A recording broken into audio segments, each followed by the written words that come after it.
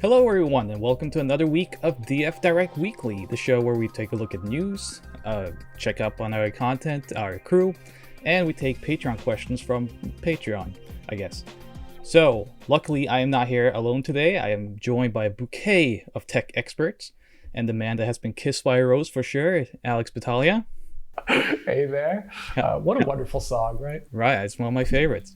Not my favorite Batman movie, though. But the prettiest flower of them all, John Lemon is here, of course. Hey Audi, good to be here. How's it going? Pretty good. I know we have a very special show lined up today with some Very special. with a wonderful segment ready to go. Oh, it's ready. But last but not least, the man that has personally brought us the soil which we sprout from, it is Richard Ledbetter. Thank you very much for that almost poetic introduction there. I'm astonished. Oh, thank you. I'm trying my best not to get fired. I can see that. So, guys, we have a huge show today. There is actually quite a lot of news for us to discuss. So let's just get straight into it. First of all, let's take a look at the updated trailer for Final Fantasy VII Interlude.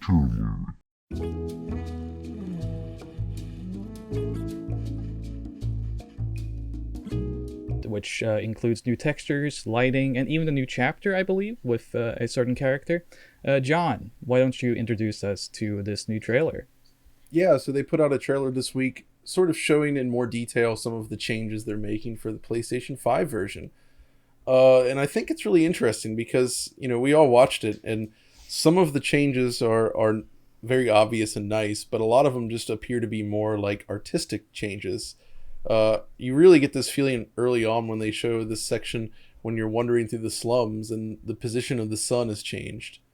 And it's like, okay, that's cool, but it's, it doesn't seem like anything that couldn't have been done before. But I mean, the main thing for me, and this, we've only gotten a hint of this in the trailer, is that the texture work does seem to have been touched up significantly in spots. They show this sort of a ruined area that appears near the end of the game here, which was notorious for its very, very low resolution skybox on PS4. And it's much, much sharper looking on PS5. So that's nice, but we don't know the answer, Alex, if the door has been fixed. You know the door. Oh, the door. Yeah, that was one of the best parts. It was pretty weird that because back then I covered actually the PS4 Pro release and PS4 release of this game. I was doing the retro video on it, the retrospective. Mm-hmm. Yeah, and it was a little out of place because I don't usually do console exclusive content like that, but it was good fun. And that game was a strange one for me because I found like the cinematic aspects of the game, a lot of the character rendering, a number of the kind of early industrial environments of the linear sections of the game to be rather well made and have really great texture work and effects work and things like that. But then as it kind of opened up, you could see the seams in the package a little bit, and specifically looking at like the textures or some of the NPC quality for like the middle, kind of more hub areas of the game, as I would describe them. And that's when it got a little weird. And that's one thing that the trailer does not, in my opinion, it's cool that they're bringing out this update, but the trailer doesn't show off the main complaint points regarding those middle chapters just yet. Maybe it's in there, but that's something that's they're mostly just showing the areas that already looked amazing.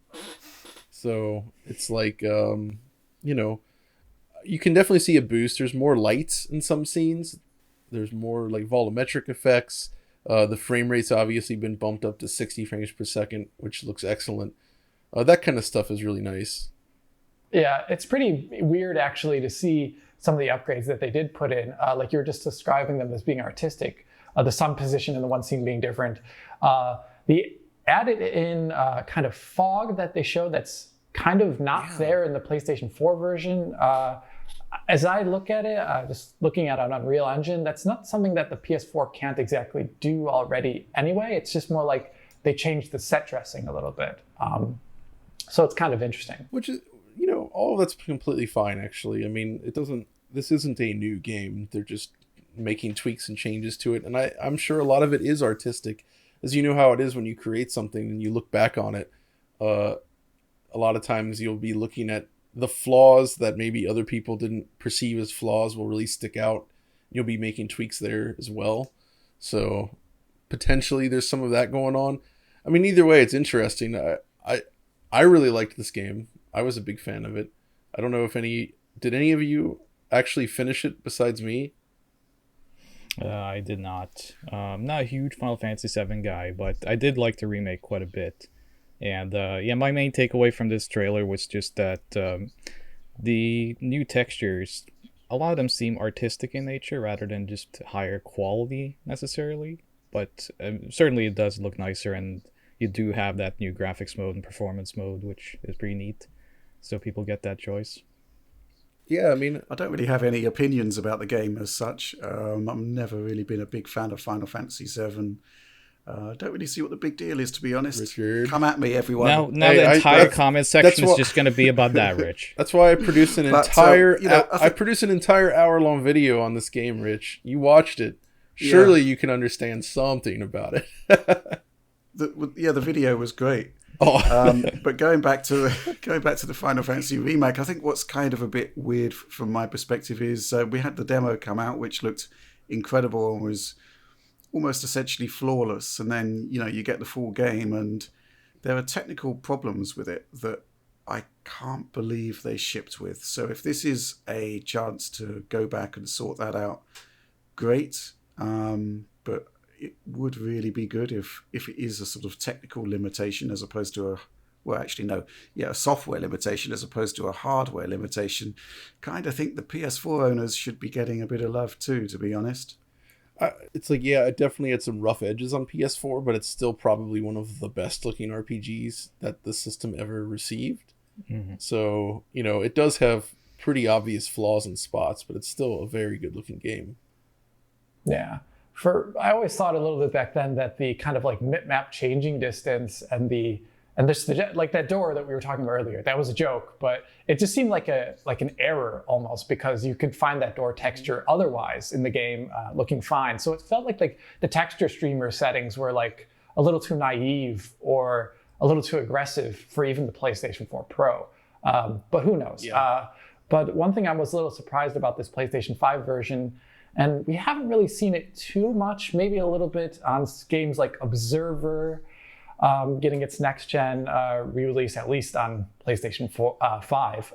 But, in Unreal Engine 4, turning on ray tracing for next-gen apps, if you have the right engine version, it's really just actually clicking like a button as part of the export.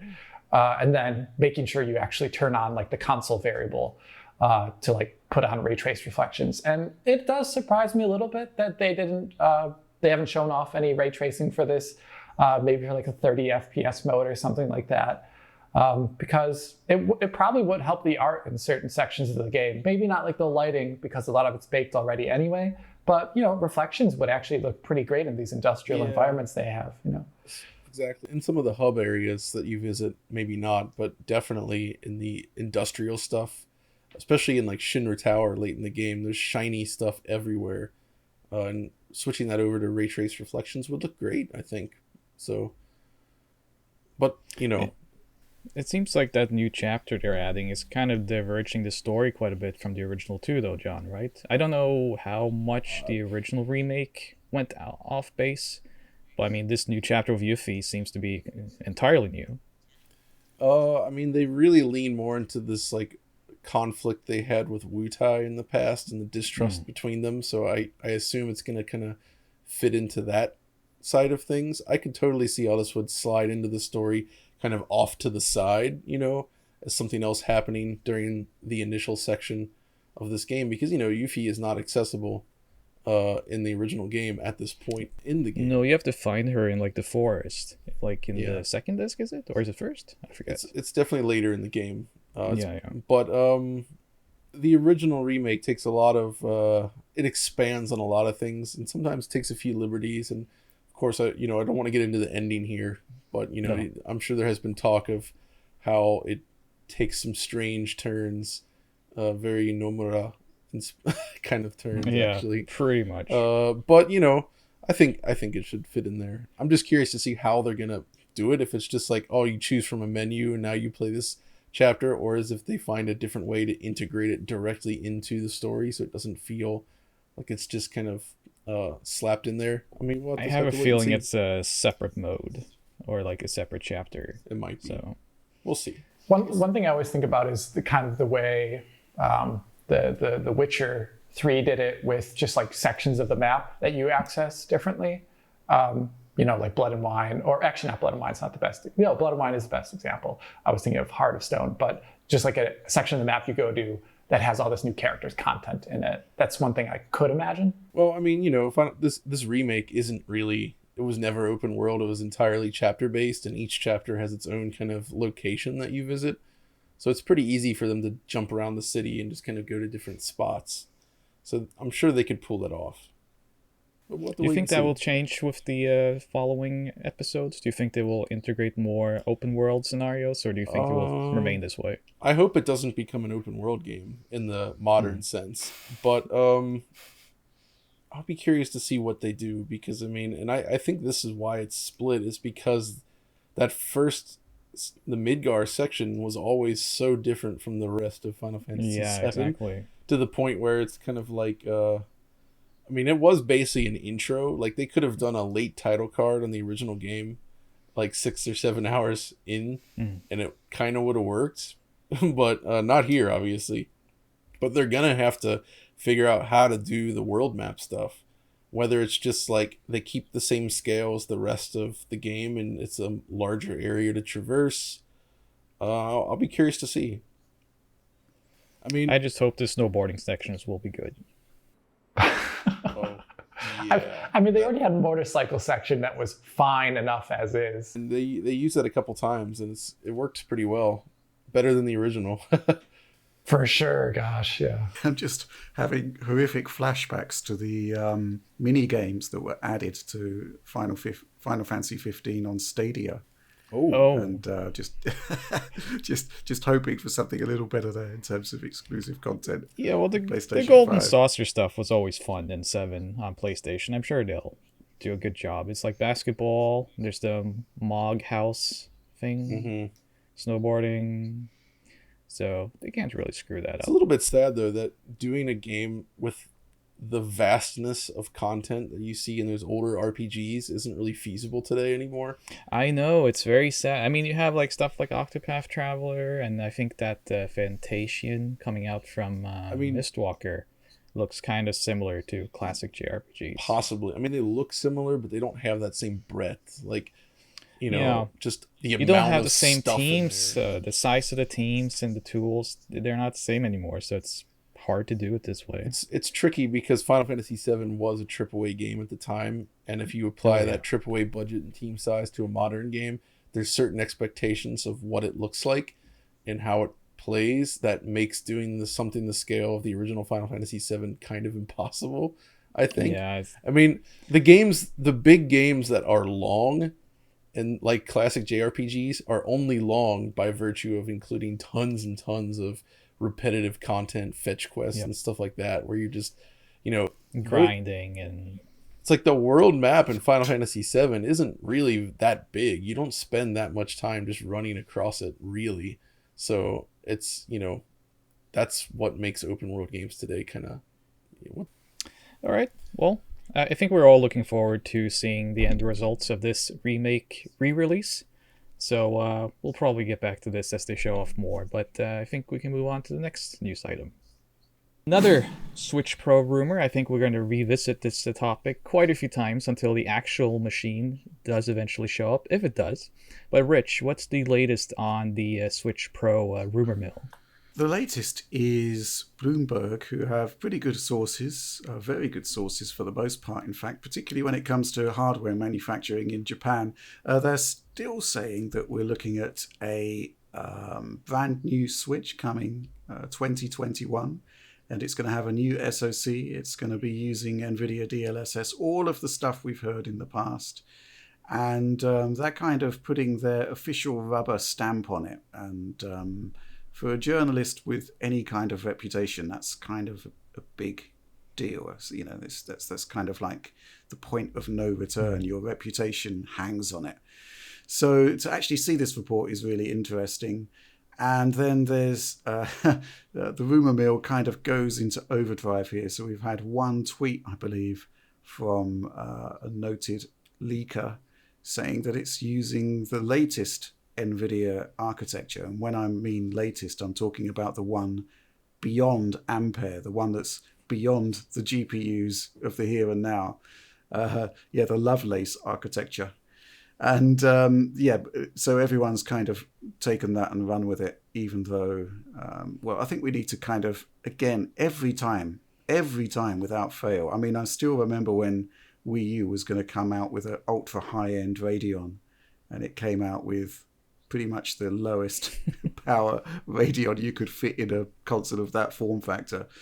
And I just want to say, let's just keep expectations in check here, because Nintendo's MO is they use tried and tested technology. The technology is usually I won't say cheap, but inexpensive, and can be easily mass produced. That's hugely important in the here and now, when we're in the middle of this global semiconductor supply crisis. And all I can say is it's obvious that Nintendo will be developing a new Switch, obviously. But at the same time, the 2021 date, possible, but I think hasn't the appropriately named Doug Bowser already ruled out any new hardware in 2021? I don't know. That's quite a big statement to make. Maybe so. And, we've heard rumors as well, and I think 2021 was probably talked about at some point, but with the situation worldwide, it does feel like less likely now to me. This feels like a 2022 project somehow. We'll see, though. Well, this is the thing. The Switch is still selling really well, and typically you bring out your new product when you're at the kind of just past the peak of sales, and your sales are starting to go down. That's when you sort of bring out the dev kits, prepare for the next generation. Kind of feels a year too early for that. But at the same time, absolutely, they could be moving on to an evolutionary model for the Switch, full backwards compatibility, and it just becomes an extra profile. The Pro model, the Switch 2, if you like, just becomes an extra profile. You've got handheld, you've got docks, and you've got Pro. That's entirely conceivable. And I really feel like the whole rumors and thoughts around DLSS absolutely makes a ton of sense. DLSS is almost tailor-made for something like the Switch, I feel, and it's both in Nintendo's interest and Nvidia's interest to get that technology out there in the wider space, because aside from the fact, so for Nintendo, obviously it means you can achieve a superior image quality with technically fewer resources. Not that DLSS is not free. It requires a certain level of hardware functionality to achieve, but it is, I think, cheaper than doing native resolution rendering. So that's especially useful when you're dealing with a lower power device like this, if they can make that work. And then on NVIDIA's side, this just further increases the potential integration of DLSS into different engines and getting developers used to it, which is great for the PC side as well. So, and I think we've all kind of agreed that this type of image treatment and, using something like AI to achieve a higher quality image, if it's not the future, it's definitely one very important piece of the future, I think, because it doesn't make sense to throw all those pixels at the image if you can achieve something that looks the same or better with fewer native pixels, if you will. Yeah, I'd agree with that. Also, just like less die space being used up by power hungry SMs pushing out pixels that could be done with smaller die space in tensor cores or something like that. That's another thing. Do you think, Alex, that maybe we're barking up the wrong tree here, and maybe NVIDIA has a different type of DLSS that they're working on that's possibly even more efficient? I mean, the rumors are also talking about a 720p screen, which I don't have any problem with for a handheld. And then we're talking about the fact that this thing has got a dock with a 4K display. So we do have a precedent there in that DLSS ultra performance mode is taking 1440p and going to 8K and the ratios there are pretty much precise when you're talking precisely the same when you're talking about 720p to 4K. Could it work, or do you think we need a new generation of DLSS?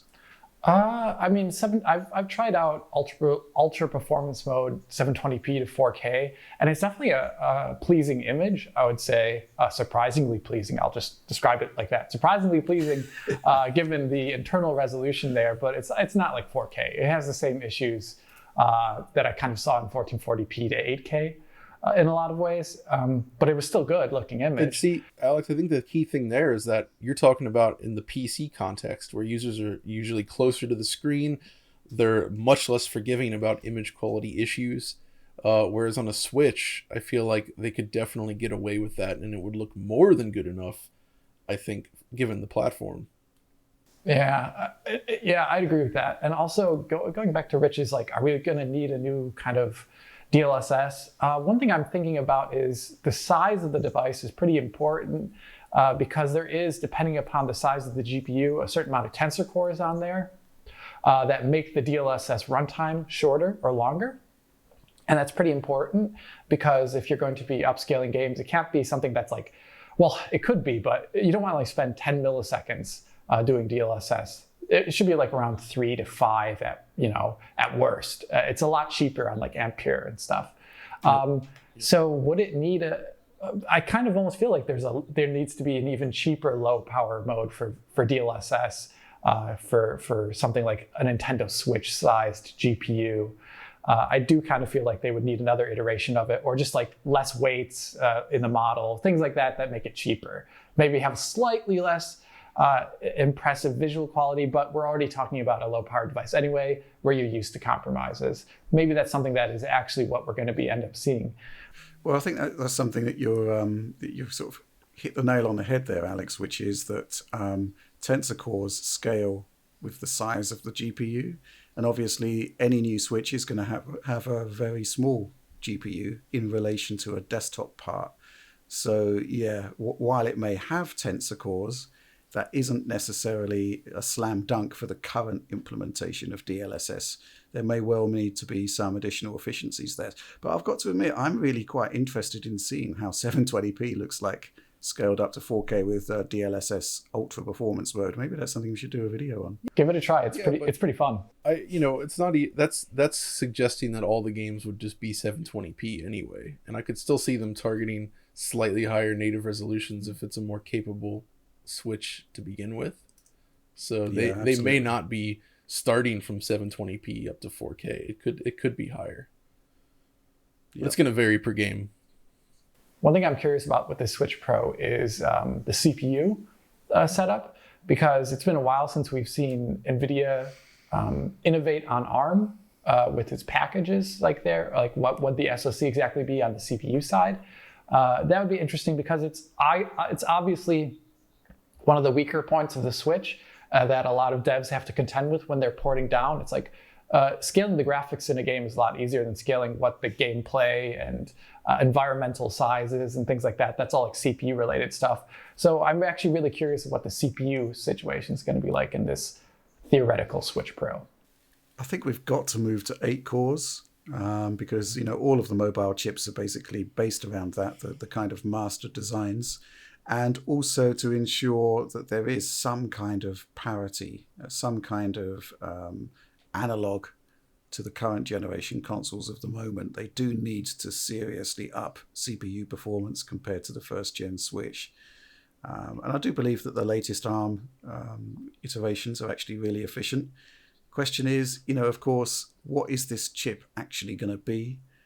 Because as we know, Nintendo doesn't always go for the best of the best. In fact, it rarely does. That's something I'll reiterate that. We need to keep that in mind. Well, I think we're going to come back to this topic quite often as the weeks go by, but I think it's time to move on to the next news item. There has been reports of something quite sad, and that being that the PS3, PSP, and PS Vita storefronts are going to be closing down the coming months towards summer. This, of course, sparks a lot of discussion around digital-only, preservation of games, and such topics, which are very important to, I think, most of the panel here. And John, why don't we get right into this? The closure of these stores. What's your take on this? Yeah, so I mean, I guess this is still technically a rumor, right? So nothing It has has not been confirmed. confirmed, but I think it is fairly It's certain. it seems fairly certain based on this, but it's disappointing. I mean, this is exactly the type of thing that I've been saying for years that I was concerned about, and it pretty much seems like this is what's going to happen. And I don't think this is good because it's just so. For one thing, so we don't actually know what this would entail. So my first thought is, okay, they'll shut down the store, but you still have access to your downloads if you've purchased something. And For now. that's something that we really have to hope for, but Yeah. we don't even know if that's going to happen.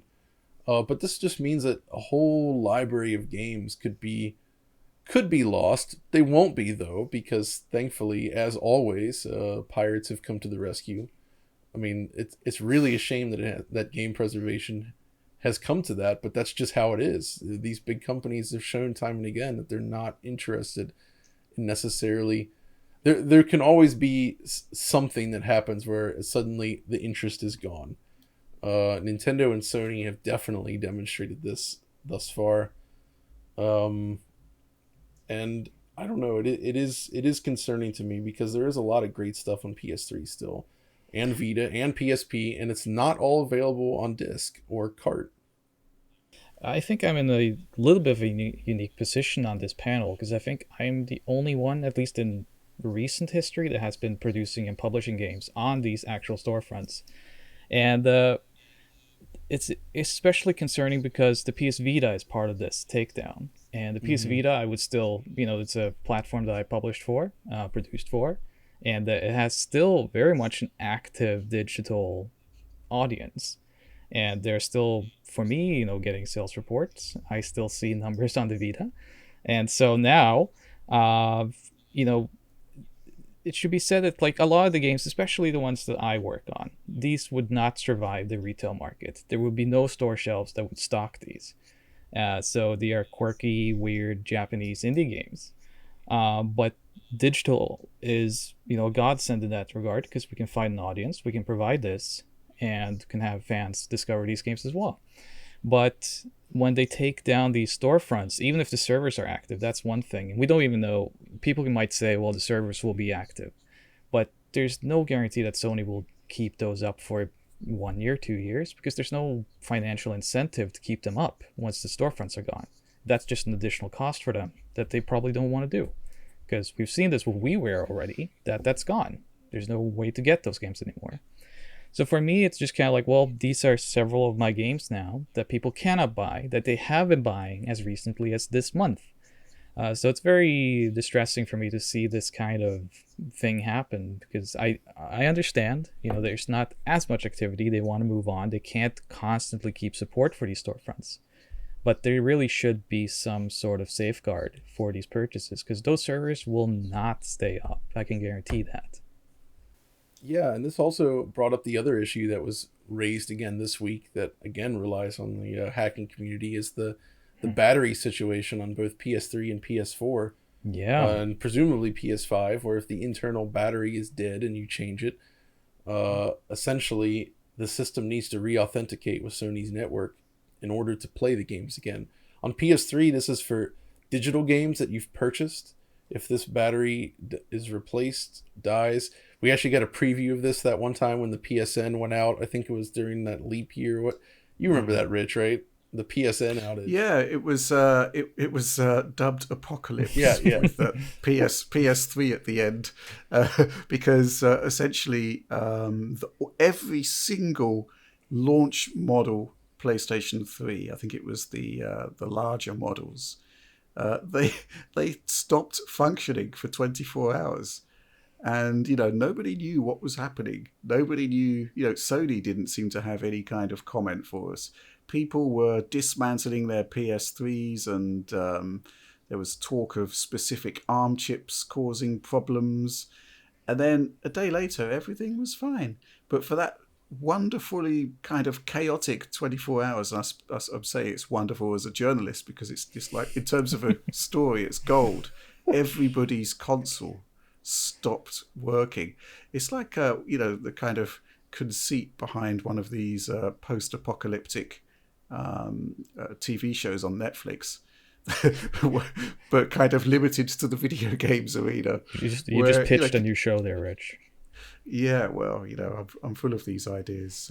Contact my agent. I just want to say I love seeing you salivate over other people's misery, Rich. It's a wonderful sight. So, I mean, talking about preservation again, it is, I've been fortunate enough because I worked with companies like Limited Run who are able to put my games on a cartridge, a disc, and keep them, preserved. But that's not the case for a lot of these games. And there's been a lot of questions, by the way, of games that we would recommend people download, and we'll get to that just to get that out of the way. But for example, games from Sony themselves that they didn't consider to be, retail friendly or whatnot, those will disappear. And for people who are very staunchly in the digital space and just like, I only buy digital, I don't care, and the games are old, so I'm not going to play it again. That's not really the issue here. The issue is that if it's one game, if it's 10 games, if it's 100 games that goes away, even if it's just one, that's lost. And that's art that's being lost, that's music that's being lost, that's a game that is lost. So it is still for video games, which is a young medium, to see things being lost this way already.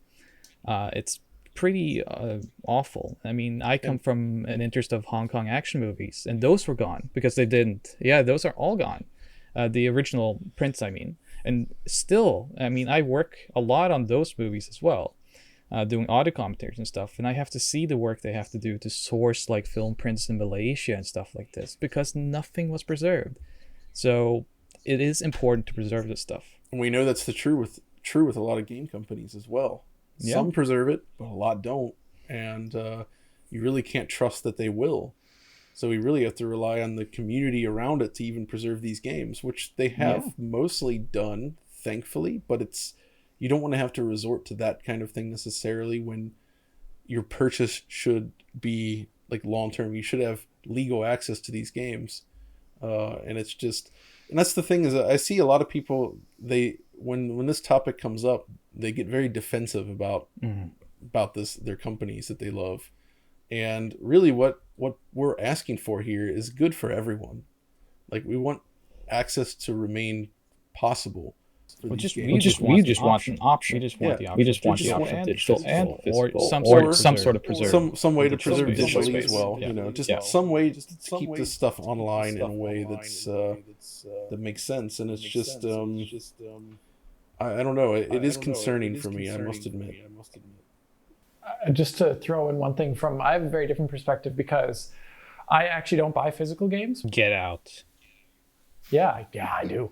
But I'm also digital only PC on a platform, or at least 2 or 3 platforms, where I know, regardless of what happens in the history of mankind, that PC as a platform can preserve these things through a variety of ways, whether it's piracy or something else, or the fact that Valve has put out statements, because I do own a lot of Steam games, quite a lot of Steam games, that if Valve goes down as a company, they will provide means to digitally grab your game that you did buy on their service, regardless of what happens. That's kind of, it's like a philosophical statement that they put out there. That's something we haven't seen, unfortunately, from anyone really in the console space. And I'm still, this is slightly tangential topic, but the idea of kind of registering your Xbox to turn it on, like the first time you turned it on, requiring an internet connection, is something that I also find really troubling. And I really wish that wasn't a thing. And I think we should push a little bit more against online activation for consoles, because it's just a horrible idea for the future. If I had to do that with my PCs, I don't even know if I'd game anymore, honestly. But yeah. Nobody should support that stuff. And I don't understand it. Like, don't support that stuff. It's okay to still love your consoles, but you got to call out these practices, I think. Yeah. And it's, with the Vita, it's so recent that this is not even talking about games that are now like 15 years old and no one cares. That kind of talking point is out the window with this situation. Also, this kind of gets into why I'm not a fan of streaming, because Alex, you bring up the point on the PC. Okay, these services go out. You can get these files. People find ways to obtain these files, even on consoles with digital downloads. People are breaking this stuff all the time. They're getting those original files. There's ways to preserve it. With streaming, that's suddenly not really a thing. If you had a game that's exclusive to a streaming service and no normal person has access to these files, the only hope is that somebody internally would actually save it, which may or may not even happen, and it may become completely inaccessible to the public anyway. So I feel like streaming is genuinely a threat to game preservation as an exclusive platform, as an option, like something like xCloud. That's totally fine. But something like Stadia... I think this whole conversation that we are having always concerns options, right? Yeah. And as I mentioned, like, I can tell you so many stories. When I was working in Japan with the PC98 community, we were trying to uncover all these games that had been, lost, and then generally those source files were gone. We have to find like diskettes with potentially a build on it, full, maybe not. Might be and bad then too, the discs. Might be bad. It happened a lot, let me just tell you. And most of these people, their thoughts when I came in the door and asked for like, hey, I want to re-release this game. It's like, why? It's, why would I keep that stuff? I need that space for new games. And we saw it recently too with Samurai Showdown. There was the Samurai Showdown collection recently where there was a game that had been reported to be tested on a test location. It did exist. No one knew where it was. And then they found a hard drive with the actual build on it, so they could preserve that. Speaking of preserving, I mean, Rich, you're getting up there in age, and we need to preserve you soon. But do you have any thoughts on this situation?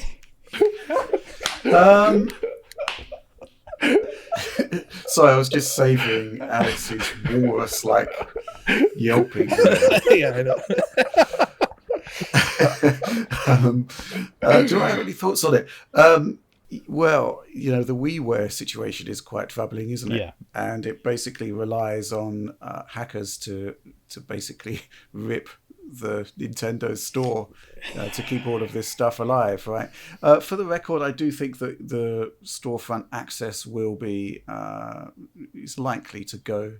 I mean, I know people who've released Vita games, and you can, as you say, Audi, you can track it, and the sales are like microscopic. So it wouldn't be surprising if Sony did actually shutter those storefronts. At the same time, I think they'd be probably facing immense legal action if all of those purchases just suddenly stopped working. Mm-hmm. People seem to love suing Sony for some reason. Killzone isn't native 1080p. Take them to the court. That's so yeah, dumb. I can see that. But this would actually be something a bit more worthwhile as a legal endeavor, but I can't see it coming to that. And I did read on the internet, I don't know whether this is true or not, that Sony has actually been updating the PlayStation 3 firmware with the latest decryption keys for the Blu-ray player, which would suggest that they are aware that a device has certain levels of functionality that need to be maintained. So yeah, a kind of sobering reply there, not quite in line with the walrus-like yelping that Alex might have. I mean, about the servers, because I think a lot of comments will be that, like, well, you can still download the games. Don't worry, little man.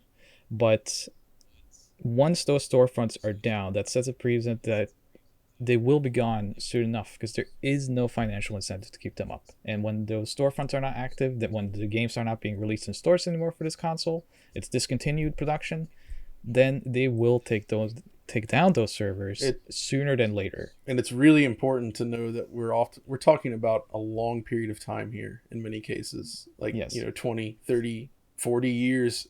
I still think even after that point, I think it is important that those games are preserved. We're still playing NES games, stuff from like the mid 80s. I can guarantee you we'll probably still be producing DF Retro in 30 years at the senior Hopefully. Yes. So be It'll sure be a to true check back on back in my Digital day Foundry in moment. 30 years. We'll still be here, even Rich. So I'll be sort of like in a brain in a jar. Yeah, I'll keep it in my keepsake It's like I have Gimmick on Famicom and I have Rich preserved in a jar. So I think we said enough about this. But short at the end here, though, we got a lot of questions regarding what games would we suggest to download now that these storefronts are going. John, let's just jump into that and answer that now, because I think there was at least like 5 or 6 questions regarding this. I mean, this is something that I really have to stop and think more about. But stuff like definitely Bionic Commando Rearmed, the first one. Lost in the Rain is really good. Tokyo Jungle. I mean, some of these games did have physical releases, but in Asia and stuff. Yeah. Usually just in Asia, and sometimes they're expensive as well. Things like that, and there's man, I really have to go through my list. Even stuff like there was like Afterburner Climax, Daytona USA, the 1080p remake, which is still I think, can you even purchase? I know it's available on Xbox with backwards compatibility, but I'm not sure if it's for sale. I think it's still up, isn't it? I hope so. Yeah. But this is actually something I'd like to revisit soon and maybe like go through in more detail, because I'm going to fire up my PS3 and assemble a list of great games that I've played, but maybe some people have missed, and this might be the last chance to easily access them. It would be maybe a bit of conflict of interest of me suggesting games, because I worked on some of them, so I'll just save that. But I will say, of course, I think it's still available, but Choniki Zero on PSP was only released digitally in the West, and that's a great little shooter, which you should check out. But yeah, the games that John mentioned, of course. Another important thing is that the PS3 and Vita, I guess PSP as well, they provided easy access to affordable PS1 games, including some games that are extremely rare and expensive now. And yes, you can absolutely just download and use an emulator on your PC as well. But it was nice to have the sort of be able to purchase them this way, especially for use on something like the Vita. So, well, when you purchase them, you also support the original creator, which is important, especially in Japan these days, where companies are small and the fortunes have shrunk. So, Adventures of Little Ralph on PlayStation 1, for example, that's a $1,000 game that you could purchase for what, $20 on PSN? Harmful Park as well, stuff like that. Harmful Park, which I don't think either of us own. So I do not have a copy of Harmful Park. No, that would be nice. Very expensive. So and I mean these prices, by the way, for those, good thing that you mentioned PS1, because those prices are rising quickly. So this was an excellent way of being able to play them affordably on a good device. And so are stuff like Vita games on cart, because that system launched as a digital platform originally. A lot of those games, maybe there's not that many copies of the physical versions out there, so those prices are going to start to go up as well, and they already have. I mean, I've put out quite a few Vita games, and they're all quite up there in price now. So I mean, luckily we do have companies like Limited Run and Strictly Limited putting out physical still, and that they are working. I know a lot of comments towards them this week have been pretty mean, because people are like, oh, well, you're creating artificial scarcity. And I mean, they've been, as someone that has worked with these companies, they're continuously working to making sure these games are available at a longer time. So now they have open pre-orders and things like that. I think that's the key right there, is the open pre-orders. In the early days, they were extremely limited, as the name suggests, but these days that's not really the because case. They can only be. Exactly. I mean, at the time, the manufacturers didn't allow for anything else. Exactly. So now that it's a proven model, most games today are put out for open pre-orders on there. So anybody, you have like a month to basically decide if you want to pick it up. So it still has a limited element if you missed it the first time, but it's not that race to click buy it before they're out of stock. That does not really happen much anymore. No. Well, gentlemen, this has been a rare opportunity for me to actually know what I'm talking about and not just nod and pretend like I know. So, but we have to move on, and we'll probably, I think, John, what we should do, as this kind of goes into retro, maybe we should record a little session on the Patreon for DF Retro regarding some of these PS3 and PSP games that we want people to download. That would be a good idea. So go check out the Patreon. It is going to get a pretty big revamp with lots of retro stuff pretty soon. All right, so last news item for today, and it kind of goes into what we just talked about, so I could have just segued. But Mario 3D All-Stars is being discontinued, at least for now. I have seen some suggestions that this might not be as dire of a situation as it originally was.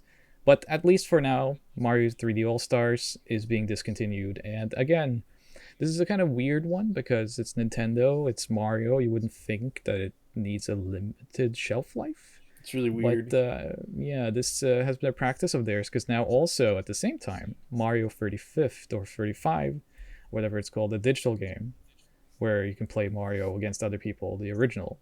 I think this is also being discontinued in March. So that's a digital game, which makes really no sense. That one's actually the bigger problem because I think Mario 3D All-Stars sold extremely well, and maybe this is all part of their diabolical plan to move copies, because I think it sold a lot of physical copies. So I don't think this game's going to disappear anytime soon, even if it's not, new copies aren't sent out. But Mario 35, that's disappointing. Yeah, I really don't get the idea of limiting a digital game. I understand that it's a kind of celebration of the 35th anniversary and this not whatnot, but again, it's a fun game that people are playing actively. Why would you limit their time having fun? This seems really counterproductive to me. No, Nintendo has, I don't think they've commented on it other than it being like part of the anniversary, so it's just kind of during the anniversary this is being made available, but I mean it's not really an excuse or a reason. It's weird. I mean, just taking this no off, sense whatsoever. removing this from even like the digital store, like people will continue to buy this for years if they left it on there. So it's a fine compilation. It's I mean, very there's strange. really no reason. Yeah, and I find this strange overall for these bigger publishers and manufacturers to do this, because we also saw this with Collection of Mana, and that was even using the word limited run. And I think our friends there weren't too happy about this, but that's still very much available in the stores. I see it all the time when I go to the electronics boutique. Oh yeah, in my area, I see a copy of it, so it can't have been that limited, really. But it's kind of strange for these companies to have enough resources and certainly enough incentive to keep these games stocked. As you say, they will continue to sell, especially in the case of Mario 3D All-Stars. This would sell for years. It's an evergreen title. Yeah, it's weird. I think the stuff that's actually tends to be more limited is stuff that isn't labeled as being limited, like NIS stuff and all that. You know, they put out however many runs they think they can sell, and then that's usually it. And it's not always often huge, so. No, I mean, I remember early in the Switch's life, like I Am Setsuna, that like physical run was pretty expensive. Oh yeah. I think they put out more, so it's not that bad anymore. But that was like one of the earliest examples I remember of a game becoming expensive on the Switch. But yeah, I do still think though that once this is discontinued, the prices will probably skyrocket on like eBay and stuff, because Nintendo stuff is always uppriced to high scalpers. That's something I've learned very well, and you as well, over many years of collecting games, is that Nintendo stuff never really goes to the bargain bin. It's like it goes very slightly down below the original MSRP, and then it eventually starts climbing again. Like Urban Champion is cheap, but that's pretty much where you're at. Nobody likes that, so. No, except Nintendo. They keep re-releasing it. They love it. Yeah, so but as I mentioned, I've actually seen some mentions on Twitter that Amazon stuff is saying that there will be new stock coming, so it might not even be discontinued for more than a few weeks, for all I understand. But it'll be interesting to see what happens to this game. Alex is relieved. Yeah, I know so much about this game. You know, you know Super Mario, right? I've heard of it. You heard of it? Yeah, there's a PC port of Mario 3 64. And 64 by id Software. I mean, I learned typing thanks to Mario. Oh yeah. So yeah, any other thoughts there, Rich? It's obviously a marketing sort of trick, really. Something that would be swiftly reversed in some way, shape, or form. because I can't just see a company turning their back on revenue. It just makes no sense whatsoever. So I fully expect it will be available. Possibly even they'll add a new game to it or something. It wouldn't surprise me, just to double dip on the fans. Galaxy 2 in there. I don't think. I honestly don't think they're going to add any games to this compilation. Nah, like I've seen not. people mention that Galaxy 2 will be digitally added, and I don't think so. Nintendo just. No, you'd make more money by re-releasing it on like Switch Pro or something with Galaxy 2. Yeah. So we'll see if it gets discontinued though. But for now, pick up the game while you have a chance. I think today, as of this recording, is the last day. So you're too late. So we're gonna do a very small edition of the Retro Corner. This is me and John just having a little bit of fun, and also Alex today actually. But again, as I mentioned earlier, I think if you join our Patreon, you'll be seeing a lot more Retro Corners there, because we are going to be moving our retro content over to the Patreon, and we'll have much more detail on this in the coming weeks.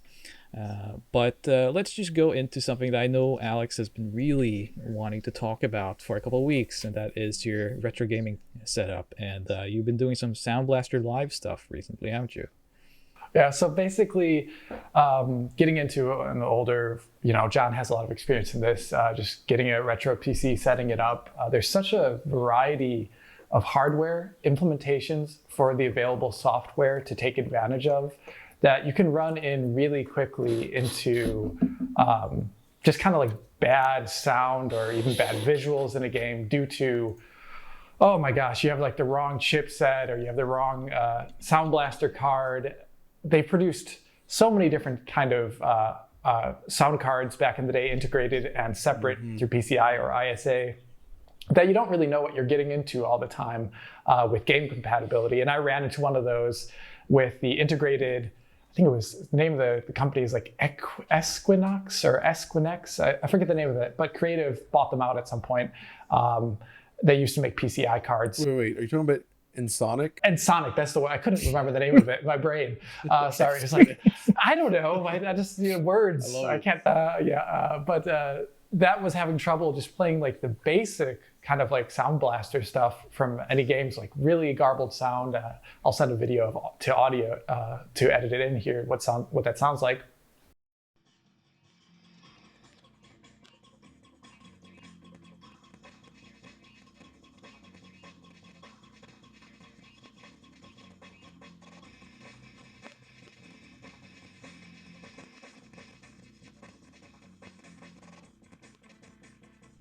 But tried out some other Sound Blaster. Audigy was also not giving me the best results. So I went out and grabbed a Sound Blaster Live 5.1 with like the Live 2 Nomad setup that goes into your PC and goes out the front. And you can kind of attach like a MIDI device to it and all these other really cool things that were pretty rare for the time period. And the sound quality difference is amazing. It's been a long time since I've heard actual hardware accelerated sound, and it's awesome. That's cool. I'm just loving it. I've been trying out new games recently, but you can still see that this time period, even when you have like a really great sound setup, like this Sound Blaster Live is pretty awesome for what I'm looking to do, playing these games from like 1996, let's say, in the Windows environment to early 2000.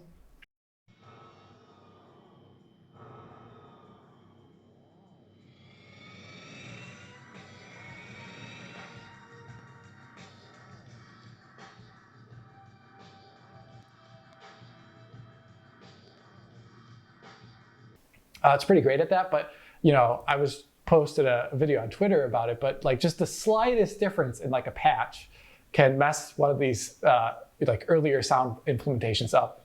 And I was getting like crazy Doppler effects in Unreal that sounded hilarious, which are definitely not intended.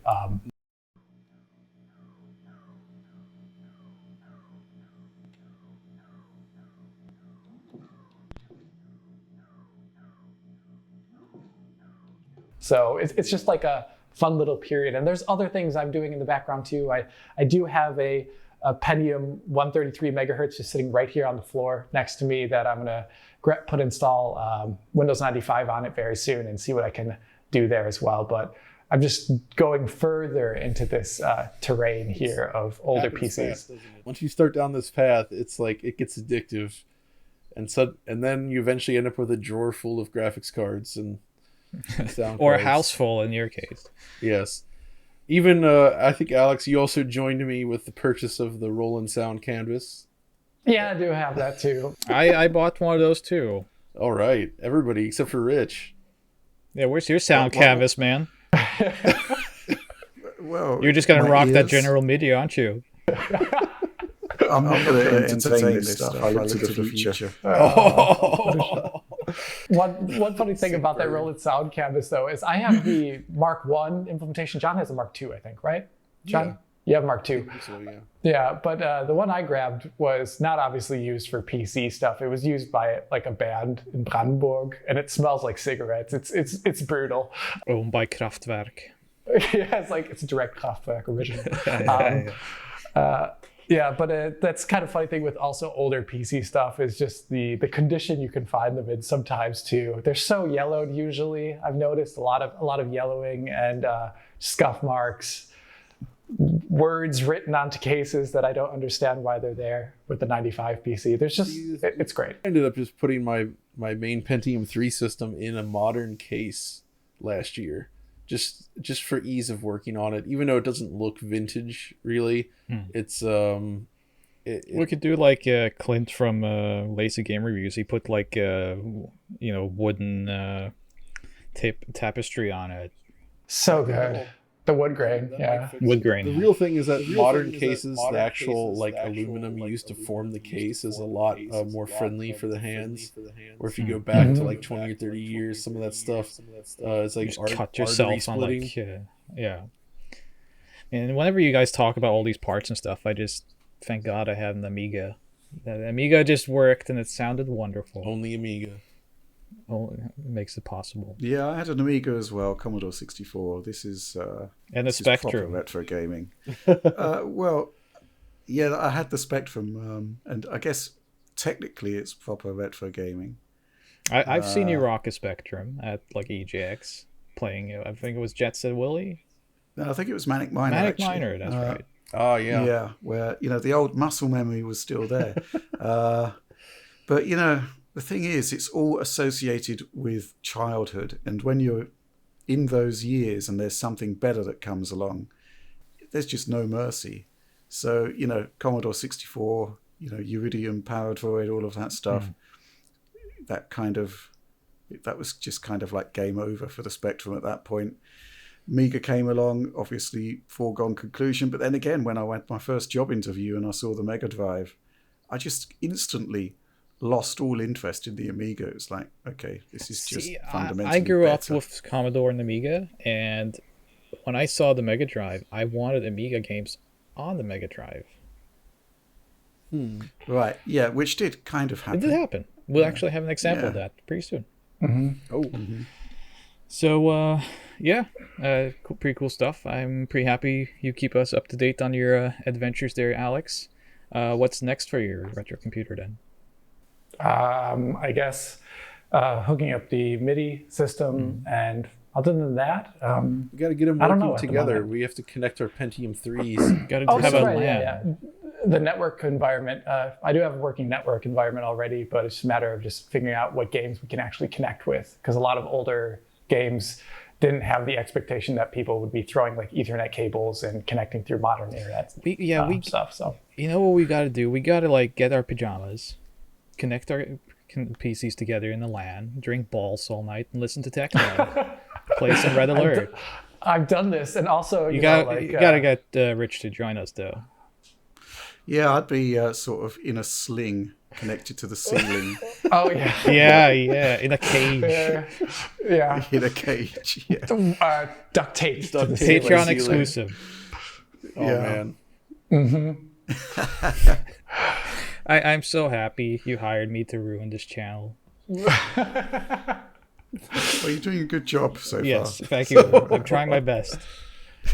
So on to the last part of the Retro Corner, and again, we will actually be doing a segment on this week regarding our pickups. We'll be doing retro pickups from now, me and John, and I guess Alex, if you pick up some PC retro stuff, you're going to join us, of course. Rich is never going to be invited. But actually, well, you say that because lost to the mist of times is my retro throwaways. Oh. Where basically I've gone into the attic and thrown away retro stuff, which John has hoovered up. Yes, vacuumed it up. Why would you throw that stuff out? This is because John has it.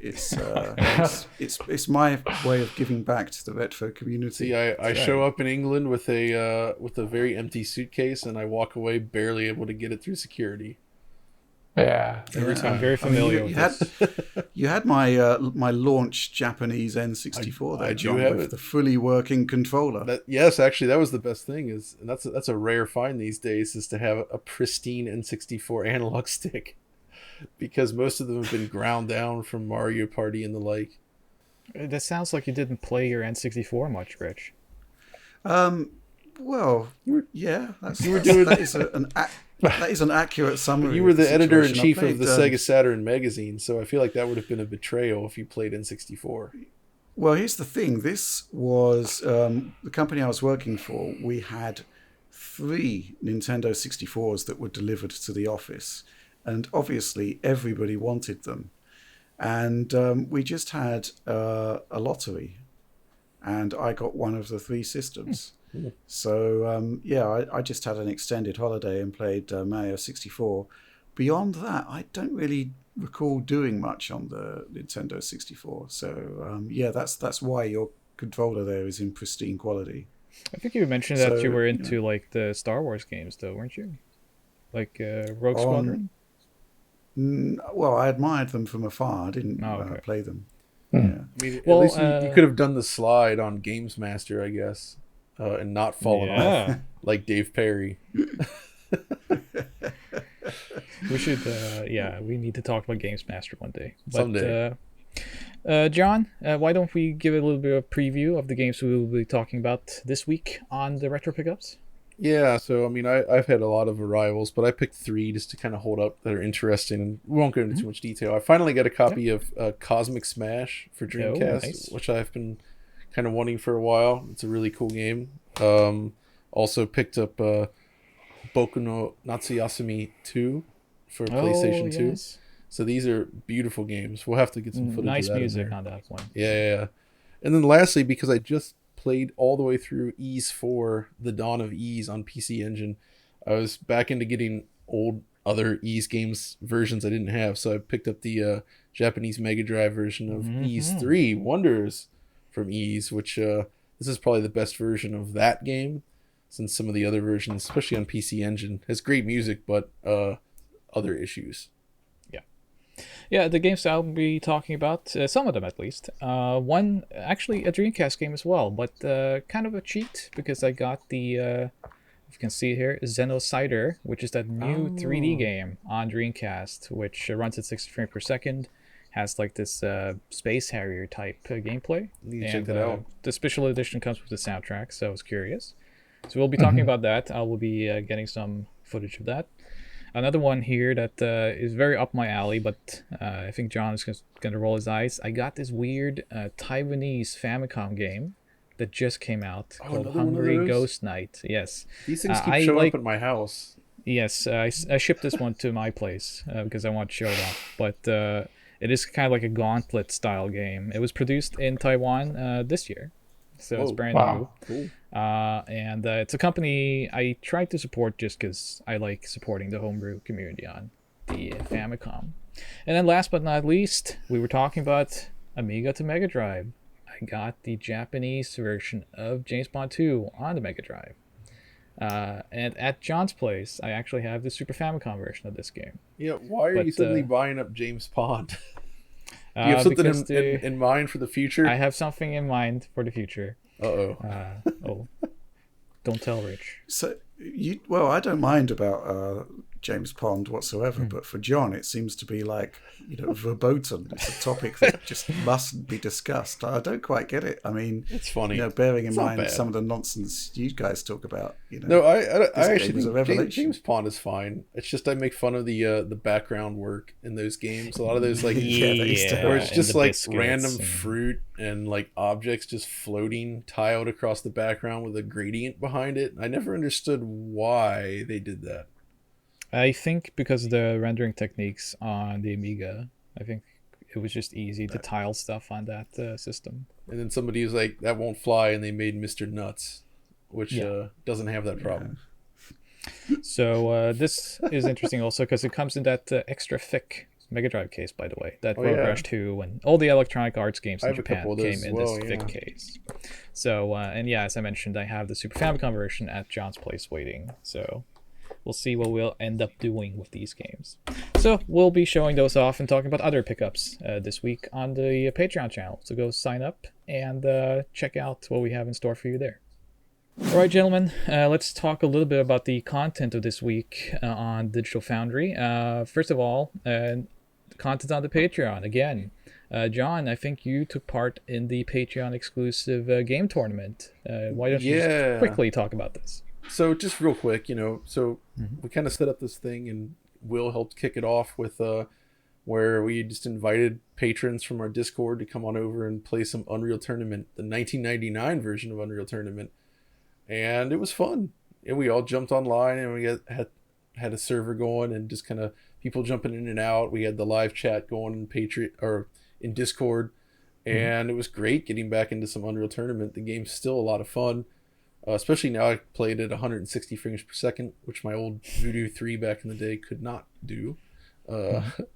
So did that give you an advantage? Well, other people were also playing on high frame rate monitors, but I did okay. I kind of, fell in the upper middle of the pack usually. But our very own Will Judd, Counter-Strike player, he did very well. So he was holding it up pretty well there. But yeah, it was the newly freed Will Judd. Yes, exactly. He was freed. It was great to see stuff like Facing Worlds again, and running around with the sniper rifle zoomed in and headshotting people. That's always a good time. It's chaos. It's a wild game. So yeah, we're gonna try to do more of this stuff in the future. I think with try to revive some other classic games. One that I really want to see is some Tribes 2, something like that. We'll see what happens, though.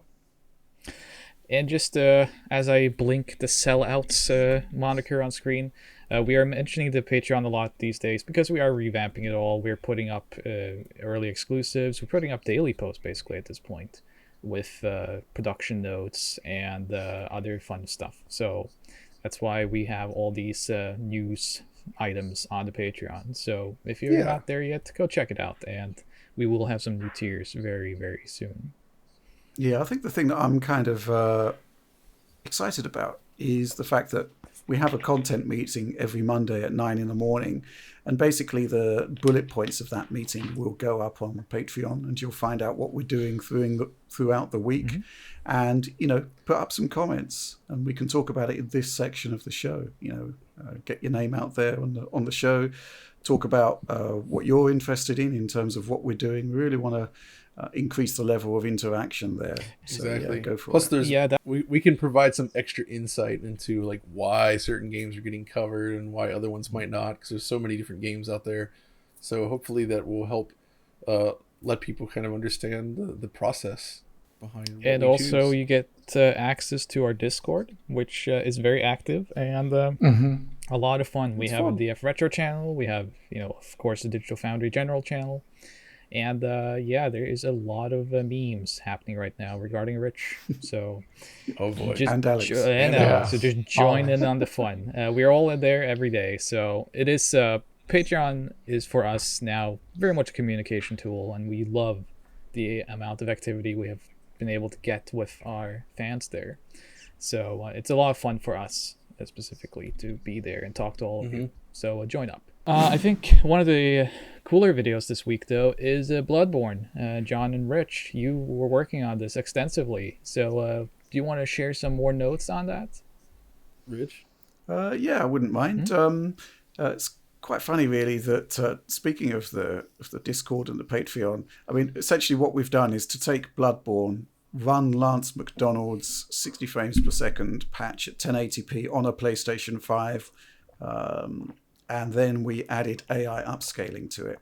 So although I wasn't really talking about the project in specific terms, I was sharing some of the AI upscaled image on the Discord like weeks ago, just sort of trying to get some level of feedback. Unfortunately, Discord down-resed the images. Oh, I know. Which that was really useful when you were talking about AI upscaling. But regardless, this has been a project that's been, I'd say, weeks, possibly even months in the making, because the only way you're going to show Bloodborne at 4K 60 is, first of all, to get Lance McDonald's patch working on PlayStation 5 development hardware, which we don't have. And then secondly, it's to take that footage and then use AI upscaling. And that turned out to be a massive project because the AI upscaling models are simply not trained around game footage. So we had to kind of find the best possible fit for that. So it's just been a really interesting project all around. And it's just sort of thing that we can kind of, again, only really do because we've got this sort of extra resource from our Patreon supporters to be able to invest the time into doing this wacky, crazy stuff that nobody else is capable of doing. It is fun, or would have the time to do, or the resources to do. So this has been fun, and it's just been great because the whole AI upscaling thing, as I said in the video, it's so time consuming. And, it was like 24 hours of processing on an RTX 3090 to get a relatively small amount of footage. But when you get your final export, when you run it on your 4K screen, you think, yeah, job well done. This is looking really good. Yeah. You get excited about the content. You really want to, you're enthused about it. You want to share it with everyone.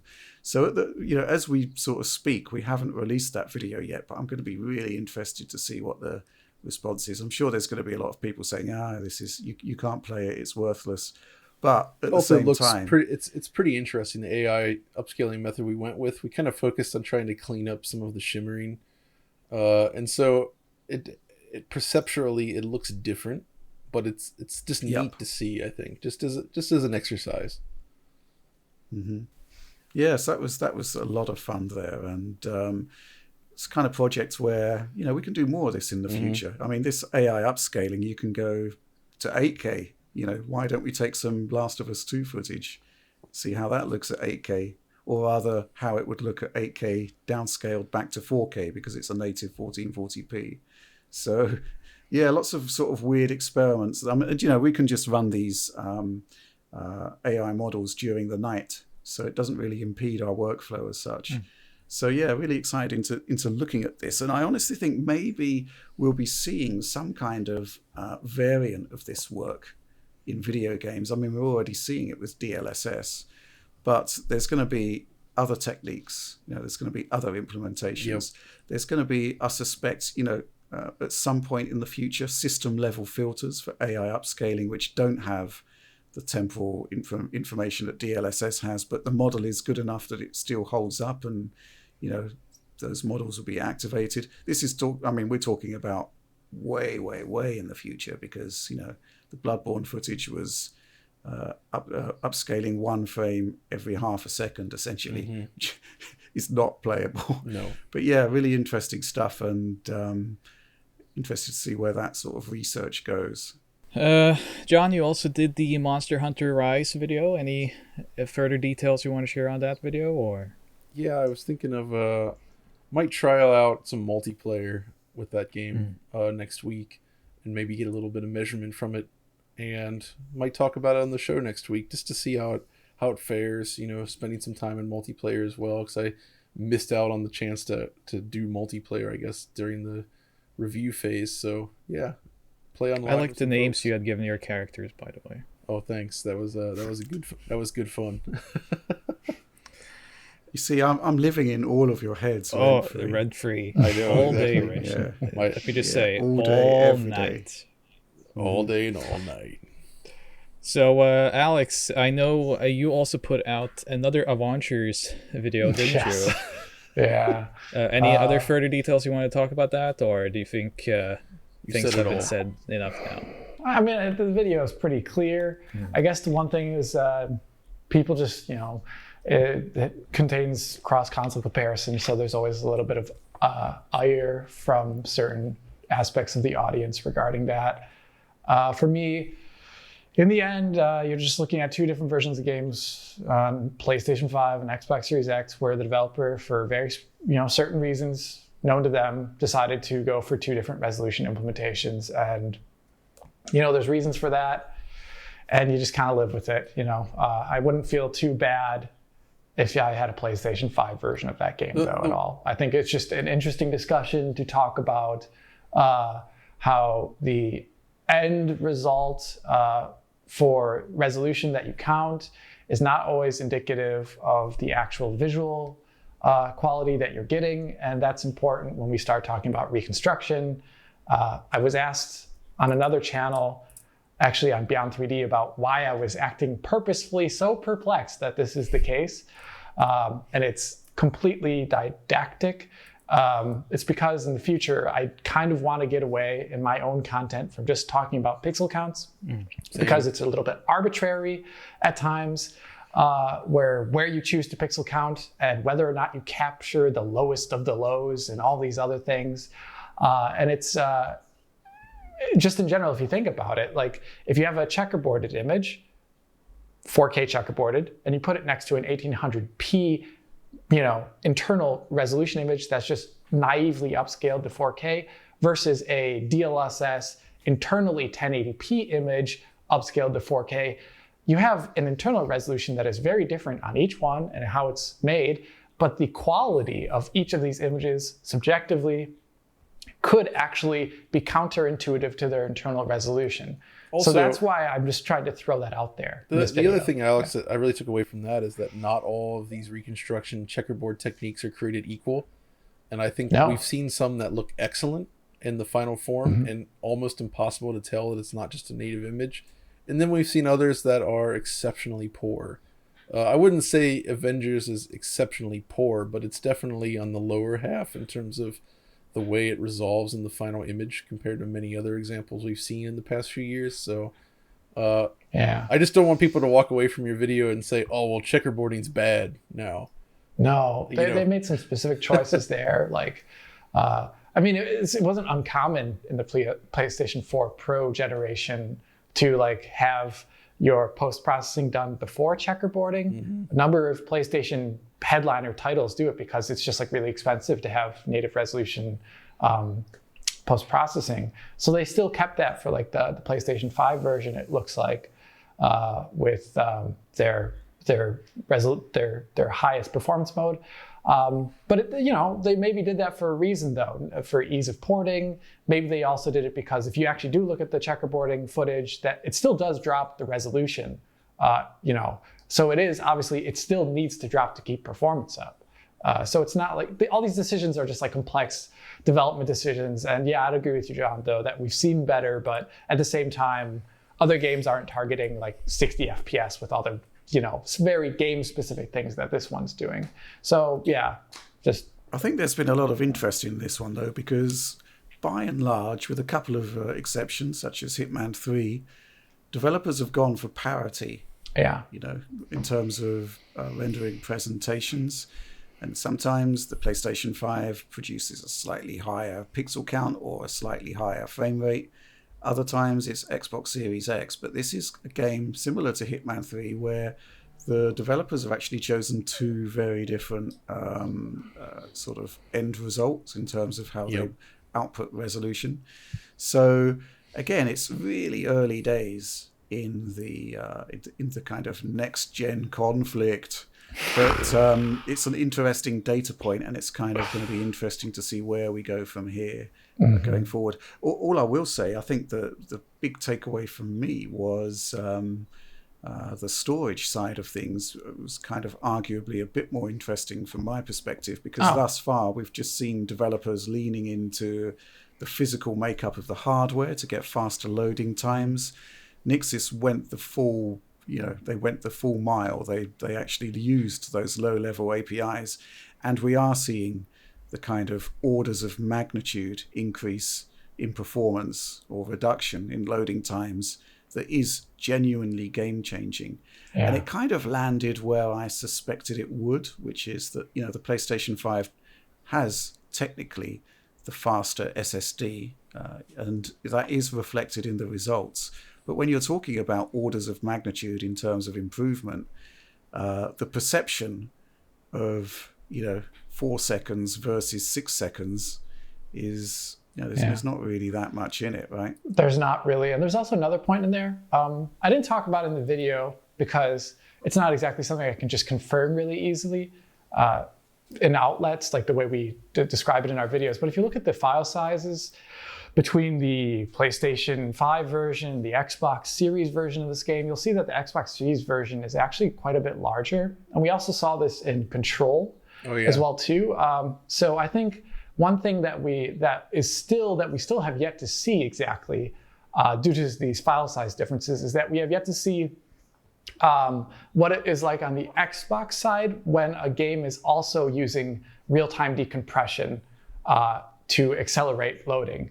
Because it seems like it's there based upon the file size on the PlayStation 5 version, but it seems to not be there on the Xbox Series version. And there may be GDK reasons for that, why that's the case, but it's going to be really interesting one day, maybe with the next Call of Duty is like the kind of game I could imagine where that would happen, where they're like using the new loading and they're both using the proprietary compression types, and we'll see that reflected in the file sizes. And this will be like the actual first real benchmark of next-gen SSDs going full throttle with compression and decompression. So that's just another thing I want to say. Okay.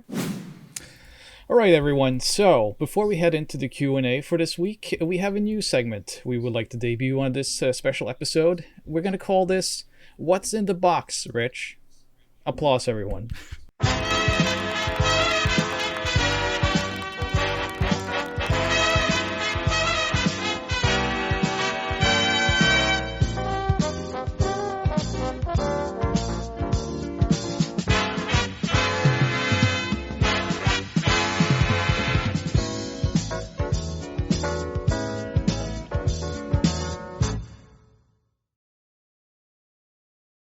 I refuse to applaud this.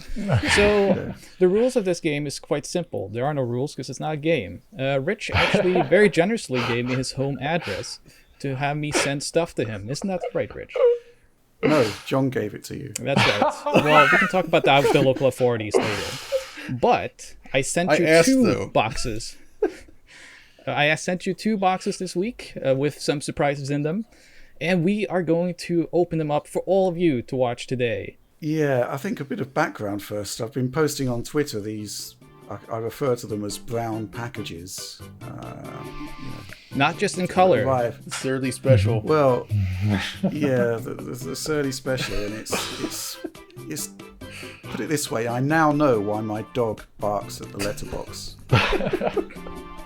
Anyway, this is the first one, and looks interesting. What do you think it is? Well, it's basically some sort of CD case. What I'm intrigued by is the Royal Mail has classed it as second-class large letter. So if I'm not getting a large letter, I'm going to be profoundly disappointed. Whoa. But what if it just says stop rubbish laughing. on there? Class rubbish. Well, the good news is that my trash can is literally within throwing distance. Well, good to know the logistics of your room. But what do you think it is, though? Let's open the first special, shall we? What's your feeling on this, Rich? What is it? My feeling is revulsion, despair, disgust.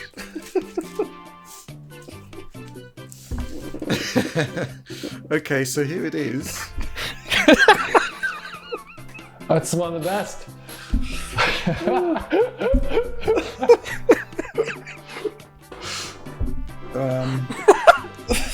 It's actually quite interesting. Crazy Frog Racer. Oh, it's interesting. And at the bottom there, yes, which is indicative of the overall content, it says featuring the annoying thing. Yeah, God. So I've got to ask, have you made a guest appearance in this movie? I'll be in the sequel. Why don't you read the back of the box and see what kind of game it is? Well, I don't really want to, but what I will say is you're getting quite an impressive manual. Oh, Many pages to it. that's actually pretty beefy. Yeah, there's a lot of information in there. Maybe for Patreon, we'll do an exclusive read-through with you. Dramatic reading. I don't know about Dramatic reading of the Crazy Frog Racer manual. It's going to be, I would suspect, some good toilet reading. So we have the disc here, which is it's blue. classic blue CD. ones. Yeah, it's lovely, isn't it? Phoenix Games couldn't get it blue. Gosh. So, yeah, this is kind of baffling.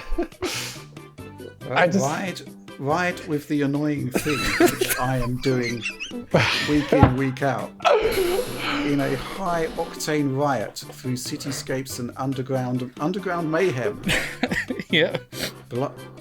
Blast your opponents, picking up zany power-ups and super boosts. Of course it's zany. This is your chance to either...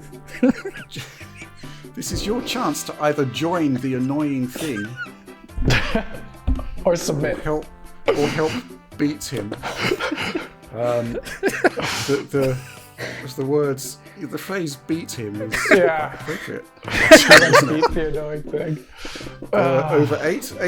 Over eight unique characters. So I suspect. Ooh. Over 8? Why not the exact number? It's from the entire Crazy Frog universe. It's amazing. There's a universe. The cinematic. Okay, so I don't know, 9 unique characters then. Over 8. So you're 4 underselling the game on the back of the box, is what you're saying. Yeah, possibly. 4 different multiplayer modes.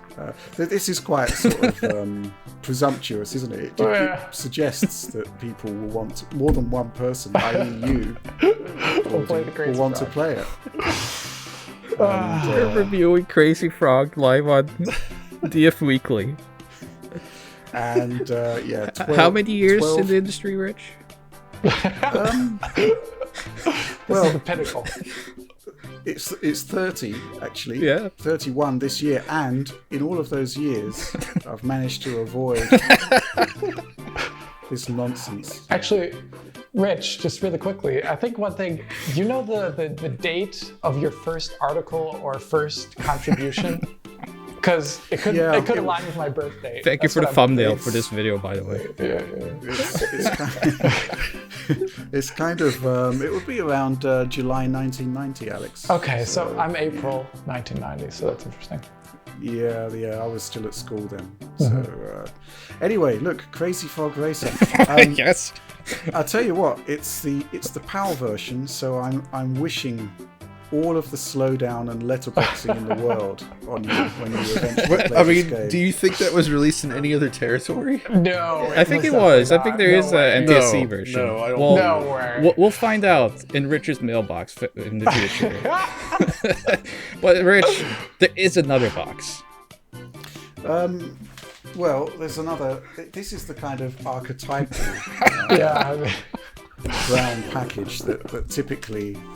It's a bar bag. Brown, to be clear, brown package is it's a phrase with many meanings.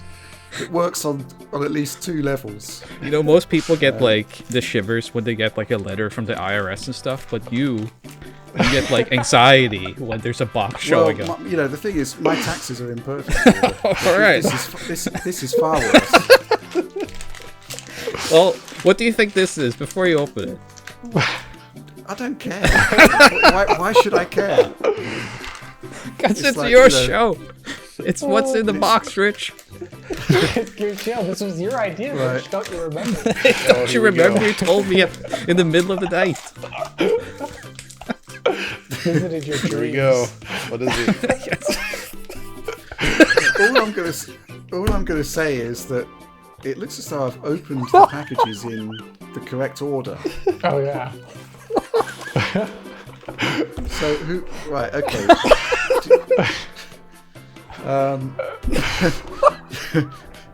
Do you have any? Actually, Alex, we'll start with you. Do you have any guesses on what this? I guess. I mean, this digital detritus actually is.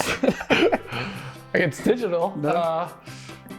Well, it's digital in that there are bits on a disc. Supposedly. I guess it could be a CDI game. I'm gonna say No. it's. Oh no. At this point, I'd welcome that. It is Crazy Frog Racer 2.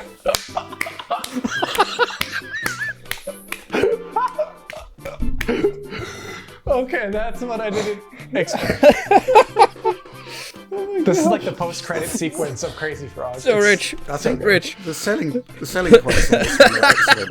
Oh, Because, obviously buoyed by the success of the first Writing that yeah. is there a copyright date on that thing? well, actually, there are a couple of interesting data points we'll go through. But first of all, Right. in terms of marketing points, obviously, the phenomenal success of the first one. Obviously, they think that lightning can strike twice because, again, it's featuring the annoying thing. So Audi, they invited you back. For, I'm always welcome. well, in some quarters. In some quarters, I am.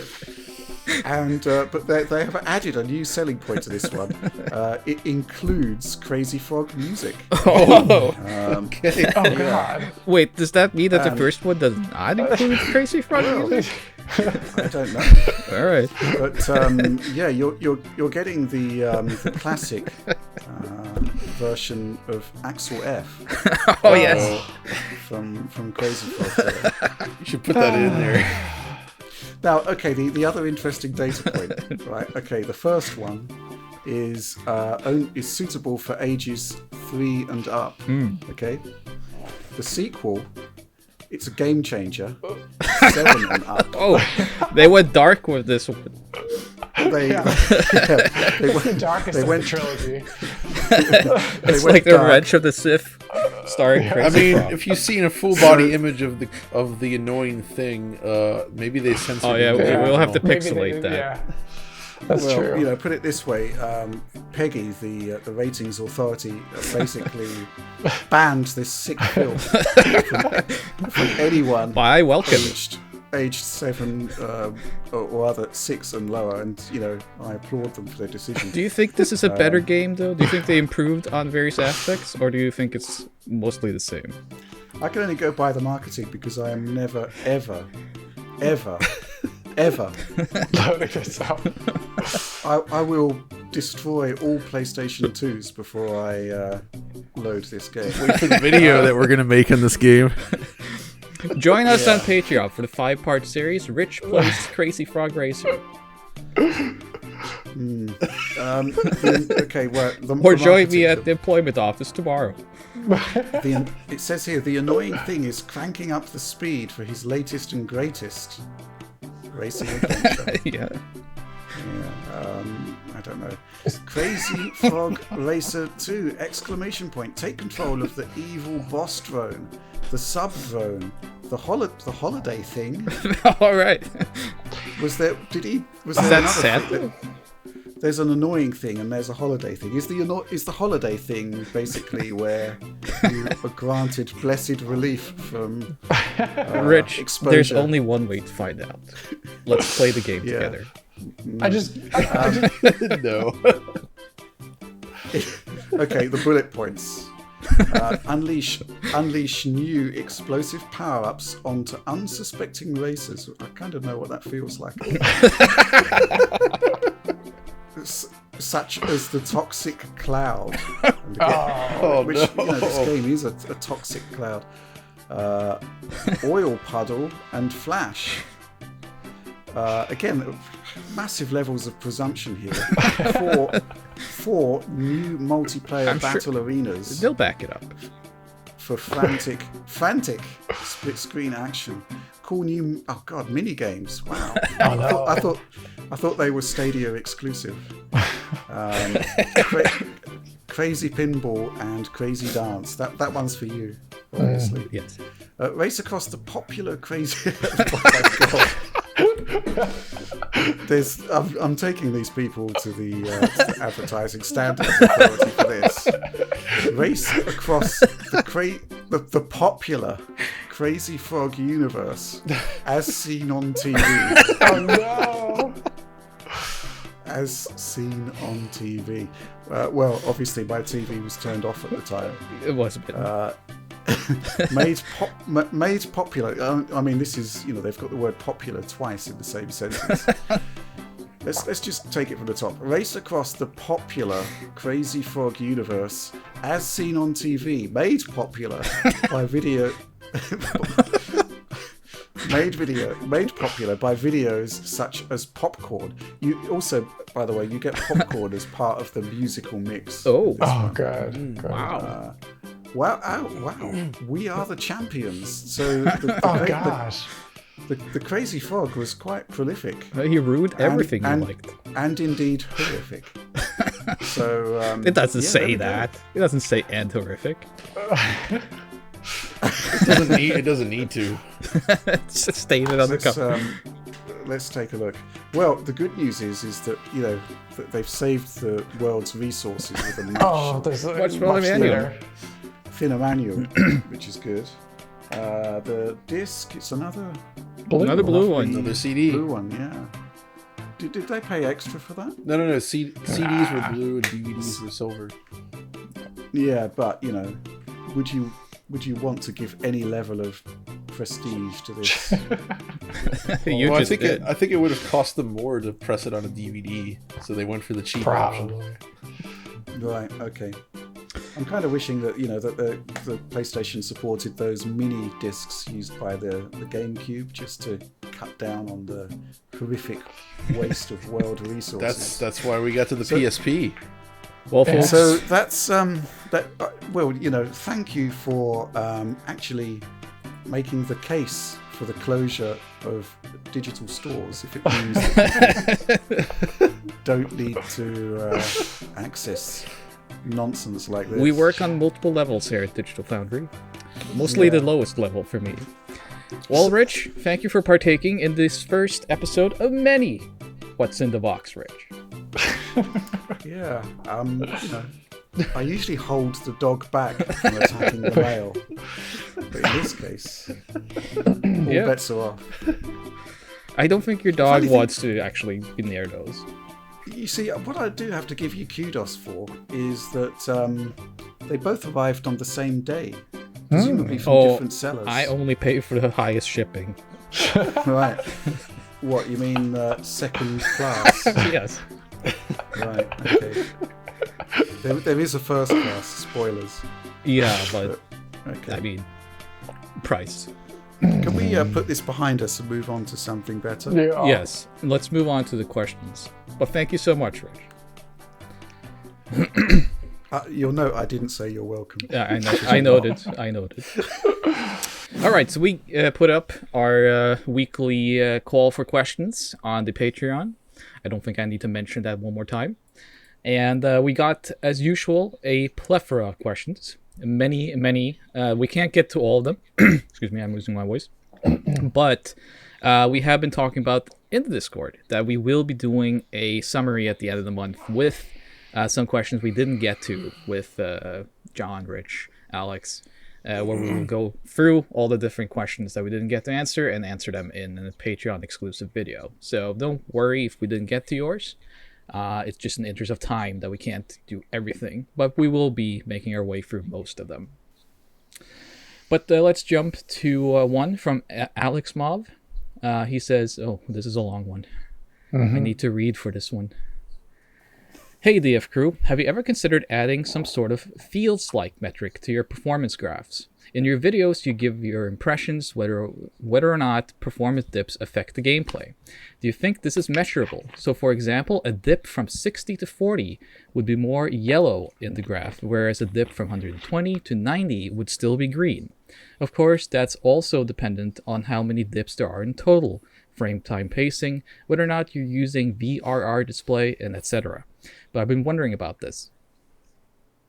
That's actually a really interesting idea because frame time is far more important than frame rate when you're dealing with high refresh rate displays. Mm-hmm. So the difference between 120 and 90 frames per second on a VRR screen is really difficult to tell, whereas the difference between 30 to 60 frames per second is a night and day difference. Mm-hmm. So that's an interesting idea. You'd kind of, I guess, change the color. I don't think you can do much with the frame rate graph because it's, it is what it is. Mm-hmm. The frame time graph is kind of where it is. And, in theory, you could color code them depending on the severity of the dip. Be a lot easier to do sort of, sub 30 because things start to get really choppy when you're sort of into the mid 20s and whatnot. Interesting idea. I don't know what you think about that, John. Yeah, I like that idea as well. I was just in my head, I was just thinking about trying to do something in Premiere with that, just to like sort of color code like under a certain threshold. But I don't know. It's something that we'd have to fiddle with. But I do like the idea of sort of changing the color of the frame time graph or something. It would say green is like 30. Extra green is like, no, I don't know. Is it a 60 and up? But if it goes under 30, then it would be yellow, and then under 20, it would be red or something. Something like that. I think the problem is that you can have a really great 30 FPS frame rate readout, but if the input lag is high. Actually, you're right. It's not just about those raw numbers, is it? It's about the overall feeling, like the input latency, the way the frames present themselves. Any issues that could pop, like there's so many different things that factor into how smooth the game feels, even right down to the way it uses motion blur or something. And I feel like camera movements, I'm not sure if we could color code the graph necessarily, but maybe there's something to think about with like how we some score or metric we could give in terms of how pleasant it feels to play given its frame rate. I don't know, something like that. Something to think about. Well, there's another thing as well, which is, let's say this runs at 60 frames per second. Would you want a green line attached to that? I don't think so. No, definitely. There's not. a PC version though, so you could run that at like HFR 120. Well, I'll leave that to you, Alex. There's a PC version of Crazy Frog Racer? And 2. What? Yeah. Oh, I googled this. We'll add that to the list of Rich and Audi plays Crazy Frog Racer exclusively on Patreon. Did they ever complete the trilogy? I have to ask. I don't know. I don't think so. Not until we do it, Rich, together. Right. Okay. Do you? Next question. Yeah, next question. Yeah. All right. So from the Scarecrow 121, what are some of your non-game related hobbies or things you do to wind down after a hard day of benchmarking? Let's start with Rich. Well, this is a full-time job, and it basically can stretch way into what you might consider to be relaxing time. So I don't really have a huge amount of hobbies. I quite like flying my drone.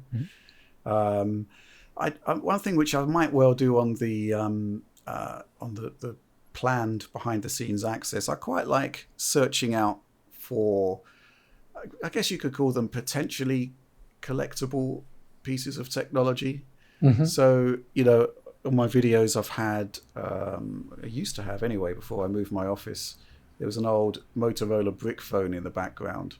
I actually have a brick phone which should in theory operate on a modern cellular network. So maybe I'll whip that out, charge it up and see if I could give John a call. That'd be cool. I also got from Facebook Marketplace a first gen iPhone, which just from, it didn't cost me anything, although they are becoming quite collectible. I'm just kind of curious to see what that is actually like, because that was the first properly mass market. It's not the first smartphone. That would be I don't know We'd what have it to is look actually, that but up. I do own one. The N-Gage. Oh, you have that one. I did buy one of those as well, yeah. So, basically I'm kind of interested in these kind of game-changing pieces of technology that are kind of underappreciated. So, the iPhone is considered to be the first mainstream smartphone, but there was one before it.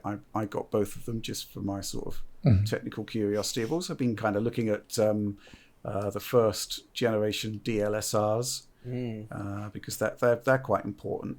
And originally, to begin with, they were basically standard Canon SLRs with huge kind of kludges, dongles strapped to the bottom, which turned them into digital devices. And then they did the first integrated, I think it was Nikon did the first proper DLSR as we know it today, and apparently it still produces pretty good pictures, so I'm kind of curious in getting one of those. You can pick those up for like 50 quid on eBay, and I'm kind of just interested in seeing it could be some interesting hashtag content. It's just for my own technical curiosity. The other thing I'm really into, electric cars. I've got a BMW i3. I just think it is the future, and I just love the kind of technology. It's a race to kind of make this mainstream. There's a lot of great stuff happening in EVs at the moment. The range is going up. The driving experience is great. The reason I like the BMW, first of all, well, the Tesla's too expensive in the UK. The BMW, it's just like driving a concept car. The concept car is very, very similar to the final production model. And the way it's built is nothing like a standard conventional car. But yeah, the whole EV thing, that's going to be huge over the next few years, and I'm kind of interested in that as well. I don't know, that's kind of the extent of it. I suppose you could say it's extensions to Digital Foundry in a way, in that it is still technology based. I remember that's kind of where I'm at. I remember when we were at E3 last time, how we got to give a shout out to our good friend Raymond Chen, because he got to ride with you in his Tesla. And yeah, that was fun. interesting. Yeah, that was fun. That was my first real example of just the brutal torque that a EV can give you, because you just get all power directly down to the wheels immediately. Yeah. Funnily enough, at the time, I wasn't too impressed with the Tesla in terms of the interior, but since I did a test drive in the Performance Model 3, my view on the car has radically improved. It's just insane what that car is doing. But at the same time, one thing that I will say about my BMW, the interior is just incredible, and the Tesla's a bit of a downgrade after that. But I'm sticking with the BMW for now. But yeah, that's kind of where I'm at with EVs. I'm loving that. So a range of interests, I guess, but Digital Foundry as a job is very, very demanding. So there's not a huge amount of time for winding down. Luckily, it goes into our interest, though. So it's a fun job. Yeah. And you made a pretty fun place to work, Rich. So. Well, thank you for that. Yeah. I don't know how much fun it's going to be for you after this. John, what about your hobbies outside of this lovely job? Well, I mean, the stuff that's connected to it, obviously, and all the retro gaming stuff and all that. But then other media, I enjoy like music and films as well. But beyond that, I just love, I love going for cycling a lot. I try to do that as much as I can, especially on the weekends. Just like hopping on the bike and going down the river, and just basically spending the whole day out there. That's really fun. I enjoy that a lot. Spending time with the family, of course, that's great. That's always a good thing to do. I mean, a lot of the stuff has been limited by this current pandemic situation, so like what other things I used to do with like travel and not really feasible right now, so just kind of stuck here all the time. I also, other technology, I'm also really into cars in general, though, not just EVs, but and I do enjoy taking out, when I get the chance, to drive some more exotic cars once in a while. I don't own an exotic car, but it is fun. It's so I like that kind of stuff as well, and home theater equipment. I like building up my setup and optimizing all of that as well. It's a fun thing to do, but it gets expensive. But yeah. Yeah, for me, I really enjoy movies on the side of video games, and outside of doing DF and game producing, I've done a lot of audio commentaries for Hong Kong action films released on Blu-ray. So that's kind of like my secret side gig at the moment. I understand you had a problem with. I mean, we all do, but you had a problem specifically with Steven Seagal. Yes, because I did some Van Damme commentaries, and someone on his management level emailed me and said that we would really prefer if you did not compare the martial arts background and skills of Mr. Seagal and Mr. Van Damme. This is something that's stuck in the 90s, and they don't care anymore. And what's funny is that I never really talked about that. I think Seagal's martial arts prowess back in the day was just fine. Not so much today, but back then, fine. But it's the acting that generally I really criticized for Mr. Seagal, and they didn't mention anything about that in the email. So, whereas I think Van Damme is actually quite a good actor when you look at his expressions and all that and whatnot. He's a pretty good understated actor. Yeah. So are we to take it that you are marked for death? I am. Seagal is out for justice. You could say I'm already half past dead. You're on deadly ground. I am on deadly grounds, and I have nowhere to run. Okay, got it. So at some point you're going to be under siege. I was going to say that. Yeah, we'll see. Maybe I'll escape, but I'll be under siege too. Yeah. You see, Under Siege 2, I actually quite enjoy. There's a specific bit in it where... yes, that's just so hokey that it's good. There's a specific bit in it where Seagal is shot in the shoulder. Yeah. And then they say, his comrades go to him and say, hey, you okay? What's going on? And he just pretends for the rest of the movie that he wasn't shot in the shoulder. And there is no physical evidence that he was shot in the shoulder I ain't whatsoever. got time to bleed. He literally just shrugged off a bullet wound to the shoulder. Just a flex. It's a remarkable state of affairs. So outside of Hong Kong action and whatnot, I really do enjoy cooking with my lovely Vivi. So I cook a lot during my time off. It's very therapeutic, and I like driving at night. I also like to walk on the beach and read a good novel. So what about you, Alex? I've got a couple. I do like playing a lot of guitar and like composing stuff for myself, like electric guitar, acoustic guitar. But I have kind of a limited setup these days. Used to have a pretty nice amp setup that I don't have anymore. Other than that, I do collect and paint and read a lot of Warhammer fiction because I'm pretty big into like Warhammer 40K, Games Workshop product. Just ever since I was a child, kind of just obsessed with that universe. I think it's just really well done. Other than that, if it wasn't Corona pandemic times, I actually really did like going to a lot of the local theaters here in Berlin because it's a really great theater scene here. But the last one we went to was like September, and it's really great kind of theater around here called the Schaubühne, which they have like just like really great directors that come in, like their local, how do you call that, like set of actors is just incredibly talented. But the one last show I went to, unfortunately, I wasn't super impressed with, and then like the lockdown came in, so I had like still a little bit of bad taste in my mouth that I haven't been able to get rid of since then. So I just can't wait for the pandemic to be over and go check out some theater. Do you spend time in your special room, Alex? Because your video feed, I can't, there's that door behind you. I mean, is it like your special room? What's going on in there? Is there like a walrus colony in there? Or? It's your typical German sex dungeon. I think everyone has one of these. I was gonna say like it's like in the the Simpsons episode when they go to New York And Bart goes to the mad offices, and it's like, oh, this is just a normal office. There's nothing fun happening here. And then they open the door, and it's just a wild, crazy mad magazine party. Yeah, I love that. Or maybe sort of some sort of Berlin discotheque. You sort of open the door and there's this sudden thumping dance music. And I've been to places that literally have like basement parties where you just open a door and all of a sudden there's a discotheque room like there. So but no one's dancing. They're just sitting down smoking. Yeah, who does that?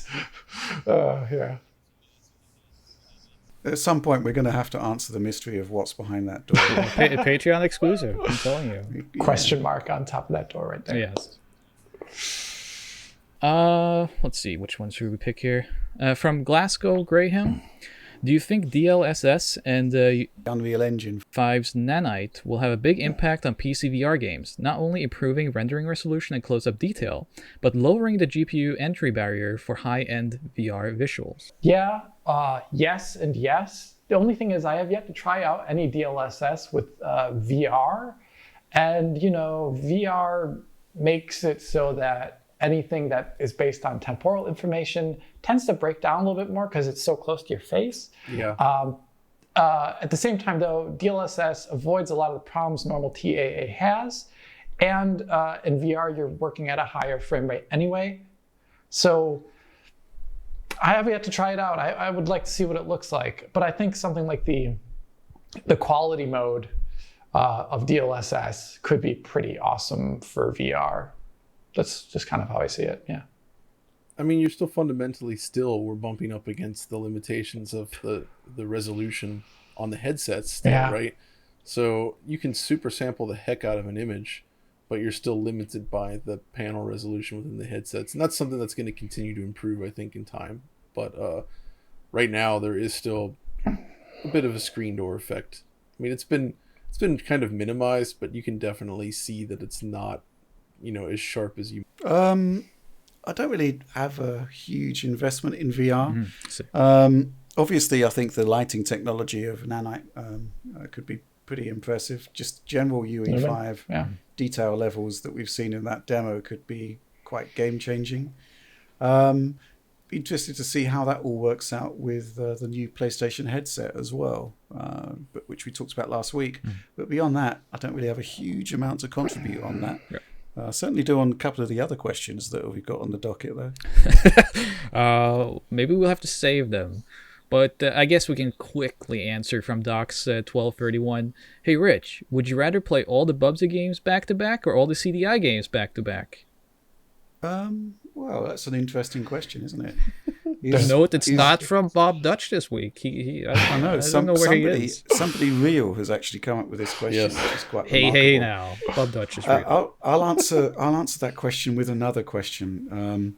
Is death a potential third option? We'll follow up on that next week. Let's do one more question. Given the PSN closures, what does Microsoft's big focus on back compatibility do to the value of the series consoles versus PS5? Does Sony need to add more value to PS Plus? I mean, I don't know that they have to do anything really, because people seem to be happy enough with it. But that's a tricky one. I don't know. I think there's immediate value to having backwards compatibility for this generation because of the huge library of the last generation, which hasn't actually been the last generation doesn't look bad. It doesn't actually look last generation at the moment. So the ability to take those games and make them run better on the current system is a really good thing to have. Does Sony need to add more value to PlayStation Plus? Well, they're giving away Control. They're giving away huge games at the moment. They're on a huge push for subscribers, and I think they are delivering value. How that ties into compatibility with prior systems, I think there are some missed opportunities here. I mean, the PlayStation 4 had a PlayStation 2 emulator. It wasn't the best. But not enough was done with it. There were far too few titles put out there. You couldn't run your discs on it for various reasons. That's a real problem. I think I'm right in saying that there's no PS1 emulation on PlayStation 4. Bearing in mind that you could run everything on the PlayStation 3 if you had the disc. I do think that Sony kind of needs to be a bit more cognizant of the fantastic legacy they have over those generations and to bring it to the latest hardware as well. The only one that's going to be logistically difficult is going to be PlayStation 3, but based on what we've seen on PC emulation there's clearly a route forward there. Yeah, that's a shame because it really could use that. Like PS3 games have a lot of issues with performance that if they were taking the Microsoft approach on PS5 with that would be fantastic. Yeah, right. Yeah, this is a perfect scenario. This is a massive, potentially crowd-pleasing thing that Sony could do that they're not doing at the moment. And I would like to see that extra value, but I don't think it should necessarily be part of PlayStation Plus. I think they just need to add value system-wide and get those games playable on the system. I think it can handle it. A lot of comments about the peculiarities of the PlayStation 3 cell architecture. I think the PlayStation 5 could deliver those titles. I mean, the emulation we've seen on PC has been quite remarkable. It is. Sony would have a far closer understanding of the hardware than those guys. So surely something must be able to be done. At least a game per game, optimization would be Microsoft style. Yeah. And another thing to add about the PS Plus from a publisher standpoint, which I have, is just they need to market it better than they do. Because, the Game Pass stuff for Microsoft is very visible, whereas PS Plus I generally find kind of hard to discover via PlayStation's own or Sony's own channels. And that's just my publisher standpoint on that, having actually worked with PS Plus. Cool. By the way, that question was from Ice More Butts. I think we should know that. You are the supporter of the month. Well, gentlemen, it's a fantastic hacker alias. There's still one more question right above that you should probably ask. Well, yeah, let's do it. All right, from Big Dollar Dollar. Who had better hair back in the day, Richard Ledbetter or Jas Rignall? Well, this is a fascinating question that's going to be befuddling historians decades, hundreds of years to come. And I think, Jas takes it easily from my perspective. However, what I will say is that I'm glad to see that the legacy is living on, because something that popped up in our Slack channel, I think it was yesterday or the day before, Alex seems to be exhibiting, I'd say, possibly 60% of my 90s haircut. Yeah, great. Well, it's getting there. It's it's heartening. This is what can I say? I'm touched. It's an inspiration for the ages. Thanks, everybody. Exactly. We all share a symbiotic relationship where our genes are still being spliced, even though there are no DNA swapped. Thank you all so much for joining this episode. You can, of course, follow us on Twitter. You can find our Twitter handles on the video feed here, and as well, go to @DigitalFoundry for the official account. You can ring the notification bell, subscribe, and get the latest videos right to your mailbox or your subscription page. And of course, as usual, you can find us on Patreon, where we are doing a lot of new things. So thank you so much for watching this episode, and see you next week. Rich, it can't get any worse from here. It's over.